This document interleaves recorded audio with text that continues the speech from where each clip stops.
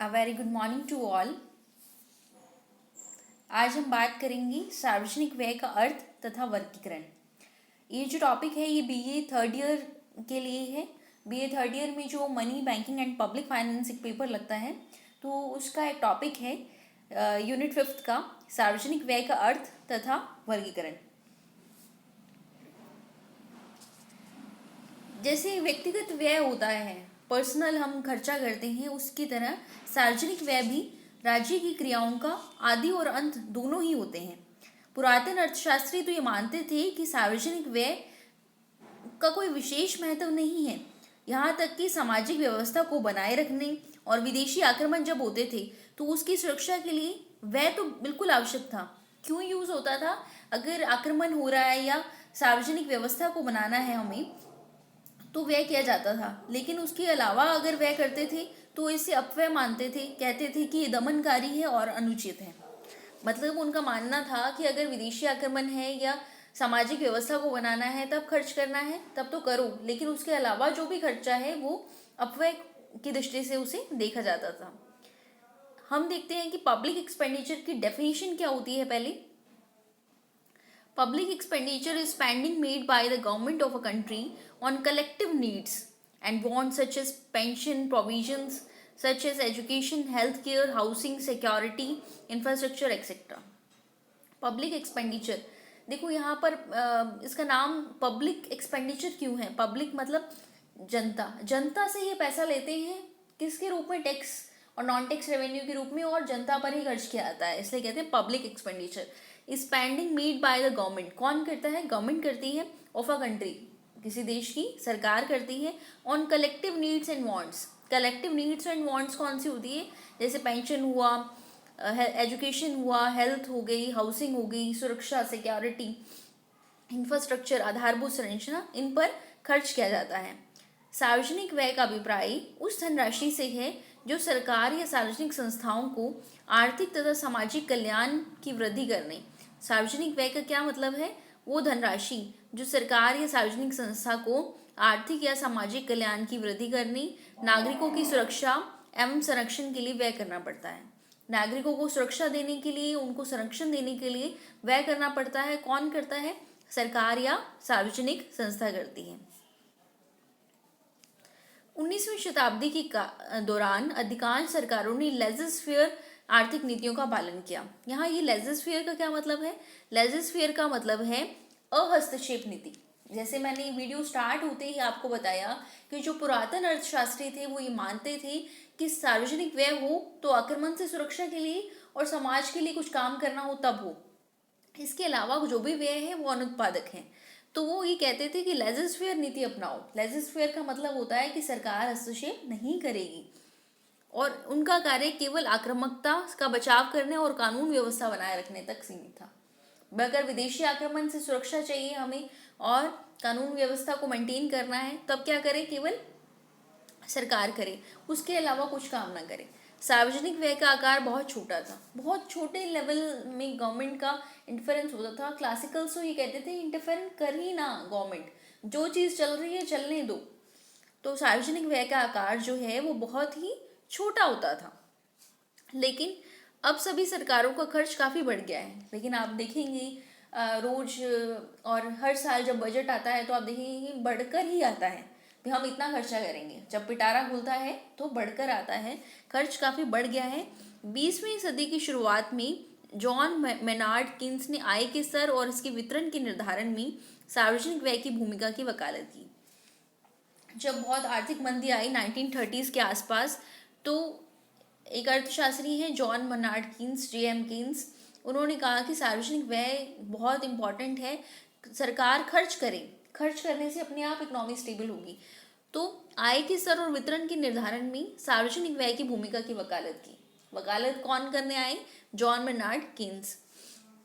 विकासशील देशों में सार्वजनिक व्यय नीति न केवल आर्थिक विकास की गति देती है और रोजगार के अवसरों को बढ़ावा देती है।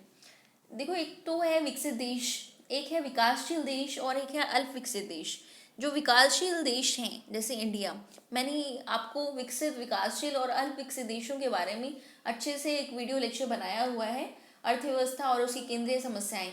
उसमें आपको बताया है कि क्या होते हैं विकासशील, विकसित, ये सब चीज़ों की जानकारी वीडियोस में मैंने दी हुई है। तो विकासशील देश जैसे इंडिया, सार्वजनिक व्यय नीति केवल वहाँ जो भी पॉलिसी बनती है, पब्लिक एक्सपेंडिचर पॉलिसी बनती है, वो न केवल आर्थिक विकास को गति देती है, ना केवल इकोनॉमिक डेवलपमेंट को प्रमोट करती है, रोजगार के अवसरों को भी बढ़ाती है, एम्प्लॉयमेंट जनरेशन का काम भी करती है। ये बहुत इंपॉर्टेंट है, समाज को ध्यान में रखते हुए सार्वजनिक व्यय करना भी बहुत जरूरी है। बल्कि आय वितरण में गरीबी तथा असमानताओं को कम करने में उपयोगी भूमिका निभाती है। ये बहुत इंपॉर्टेंट है कि गरीबी और असमानताओं को कम करने का काम भी करती है, क्योंकि जो गरीब हैं उनके लिए सरकार अलग अलग योजनाएं लेकर आती है, जिससे उनको रोजगार मिले, उनको पेंशन प्रोवाइड करवाती है, ताकि वो कुछ ना कुछ डिमांड कर सके, कुछ ना कुछ अपनी बेसिक आवश्यकताओं की पूर्ति कर सके। तो सार्वजनिक व्यय बहुत ही इम्पॉर्टेंट है।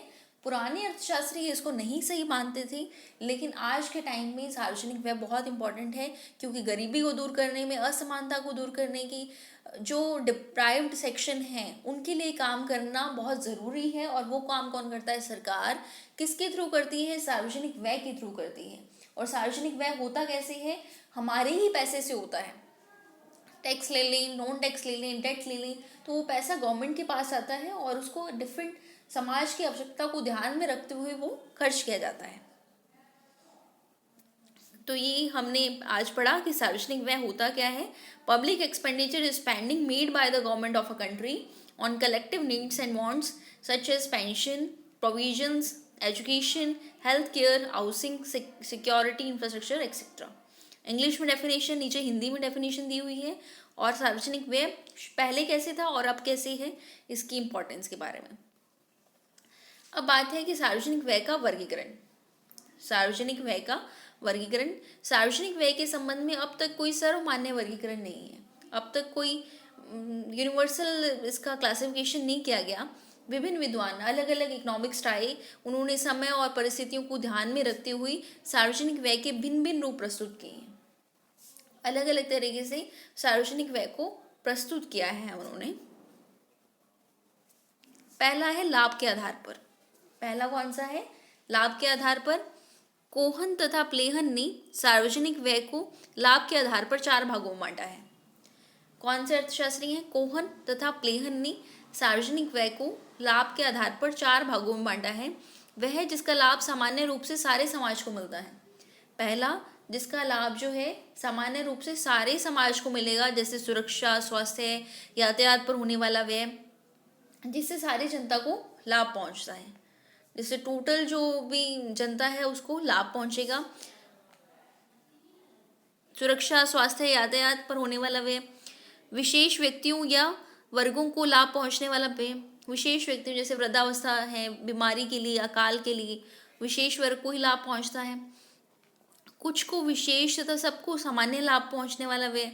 उच्च शिक्षा, उच्च न्यायालय, पुलिस आदि पर जो खर्च किए जाते हैं।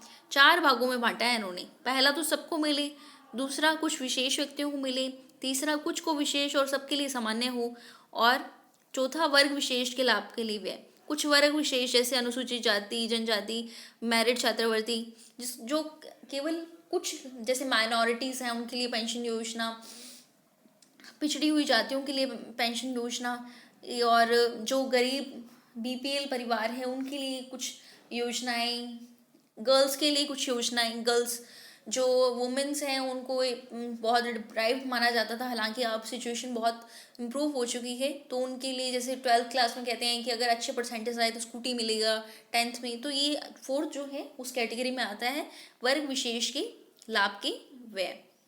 सेकंड है आय के आधार पर वर्गीकरण। निकलसन ने लोक व्यय का वर्गीकरण व्यय से प्राप्त होने वाली आय के आधार पर किया है। वे व्यय जिनसे प्रत्यक्ष रूप से आय प्राप्त नहीं होती, जैसे शिक्षा, कालांतर में अप्रत्यक्ष आय प्राप्त होती है। पहला व्यय है जिनसे प्रत्यक्ष डायरेक्टली हमें इनकम प्राप्त नहीं होती, लेकिन कालांतर में, फ्यूचर में, शिक्षा तो बहुत बड़ा एक क्या होता है, ट्रांसफॉर्मेशन है। अगर कोई इंसान शिक्षित है तो आने वाले टाइम में अप्रत्यक्ष आय तो मिल ही जाएगी। ऐसी व्यय जिनसे कुछ भी आय प्राप्त नहीं होती। ऐसा व्यय होता है जैसे सिक्योरिटी पर हम खर्च करते हैं, बॉर्डर्स पर जो खर्चा होता है, डिफेंस युद्ध के टाइम पे जो खर्चा होता है, असहाय लोगों पर जो व्यय होता है, उससे कोई आय प्राप्त नहीं होती। हालांकि ये जो आय वाला रूप है इसको व्यय की कैटेगरी में भी डाला जा सकता है, तो इसलिए ये वर्गीकरण इतना इतना सही नहीं है, क्योंकि इसको आय की स्थान पर व्यय के लिए भी यूज किया जा सकता है। इसको आजकल इतना ठीक नहीं माना जाता है इस वर्गीकरण को। ऐसे व्यय जिनसे कुछ आय प्राप्त हो, जैसे नहरें, सड़कें, चिकित्सा। ऐसे व्यय जिनसे प्राप्त आय प्राप्त हो, जैसे रेल, डाक तार। आय के लिए भी यूज में आ सकता है ये वर्गीकरण, और व्यय के लिए भी यूज में आ सकता है। थर्ड है कार्य के आधार पर वर्गीकरण। कार्य के आधार पर सुरक्षात्मक, व्यवसायिक, विकासात्मक व्यय होता है। सुरक्षा के लिए, व्यवसाय के लिए और विकास करने के लिए। स्वरूप या क्षेत्र के आधार पर सार्वजनिक व्यय का वर्गीकरण। केंद्रीय व्यय हो गया, राज्य व्यय हो गया, और स्थानीय व्यय हो गया। केंद्र सरकार जो व्यय करेगी, राज्य सरकार करेगी, और स्थानीय व्यय होगा। डाल्टन का वर्गीकरण, इसके अंतर्गत राज्य की व्यय कि विभिन्न मदों का समावेश होता है। सुरक्षा व्यय, शांति व्यवस्था व्यय, कूटनीतिक प्रतिनिधियों के रखरखाव पर व्यय, नागरिक प्रशासन, कृषि उद्योग, वाणिज्य विकास व्यय, शिक्षा, जनहित, सामाजिक सुरक्षा व्यय, राजकीय ऋण संबंधी व्यय।